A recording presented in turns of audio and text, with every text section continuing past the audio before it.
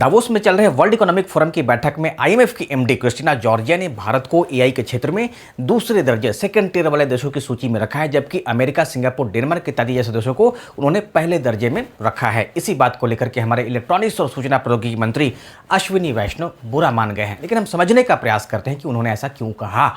उन्होंने ऐसा इसलिए कहा क्योंकि भारत आज भी एआई के क्षेत्र में सबसे बड़ा उपयोगकर्ता यूजर है, जबकि अमेरिका, सिंगापुर, डेनमार्क जैसे जो देश हैं वो एआई के निर्माता है, वो क्रिएटर्स है, यानी कि इनके मूल निर्माता वही हैं। हम लोग एआई का इस्तेमाल करते हैं। उन्होंने फंडामेंटल मॉडल्स पे, एआई चिप्स पे या फिर जो कोर एल्गोरिदम है उस पर उन्होंने निवेश किया है। भारत अभी कर रहा है, अभी उस स्थिति में या उस लेवल तक नहीं पहुंचा है।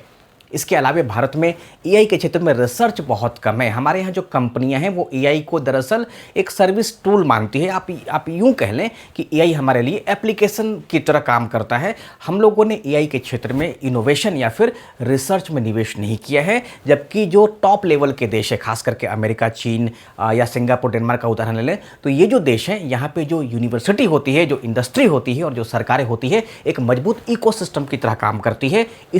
इसी वजह से एआई के क्षेत्र में ये सारे जो देश हैं वो आज टॉप लेवल पर चले गए हैं। भारत की जो प्राइवेट कंपनियां हैं या भारत की जो इंडस्ट्रीज है वो रिसर्च में निवेश नहीं करती। दरअसल वो एआई को एक सर्विस टूल मानती है, प्रोडक्ट की तरह वो नहीं लेती है कि इसमें भारी मात्रा में या भारी निवेश किया जाए ताकि यहाँ के जो युवा हैं वो इस क्षेत्र में काम कर सके। यानी कि लॉन्ग टर्म रिसर्च के क्षेत्र में जो कंपनियाँ हैं वो निवेश करने से डरती हैं।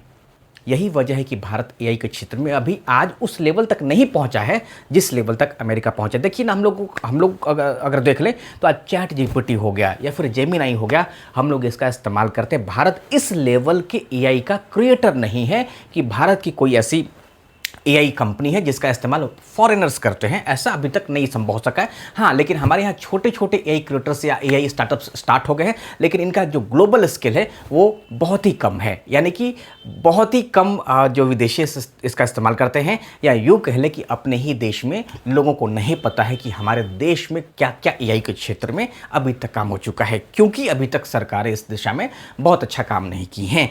तो दरअसल सरकार देखा जाए तो एआई मिशन लॉन्च की है, लेकिन अभी इसको आप उभरता हुआ आप मिशन की तरह देखें, अभी हमें बहुत ही ज़्यादा दूरी तय करनी पड़ेगी। और इसके अलावा देखा जाए तो जो एआई का जो चिप्स हो गया वो भी हमारे जैसे एनवीडिया हो गया, एएमडी हो गया, इन सब ऐसे जो चिप्स हैं हम लोग अभी निर्माण नहीं कर पाते हैं। तो यही वजह है कि भारत पीछे रह गया है और हम लोगों को इस दिशा में बहुत अच्छे से काम करना पड़ेगा। Thank you.